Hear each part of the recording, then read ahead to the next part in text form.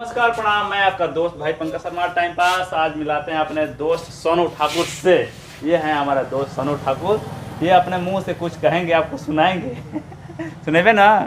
ना ये तो बता ना सुना सुना सुना सुना एगो कविता लिख ले तुम सुनाओ ना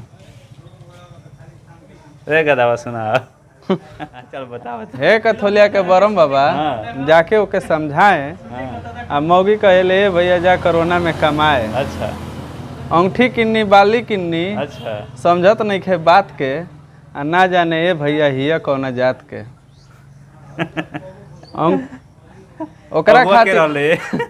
उहे शंभू गुप्ता हमार रूम मालिक जतो ना देखले ना। ना ओकरा खातिर अलगा बहनी अच्छा नजर से कितनी माई बाप के अच्छा पढ़ले लिखले हईले नहीं खे परचे अंगूठा छाप से यही तो बात बा।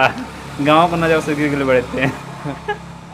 कोई कोई के थाक गईनी अच्छा ओके केहू समझाए अच्छा मोगी कहले भैया जा कोरोना में कमाए तो जो रोकता ने ना के नया बिजनेस देता ने खोल के कमती मार के भातर के फांसा वाला सारे बंगली कमती मार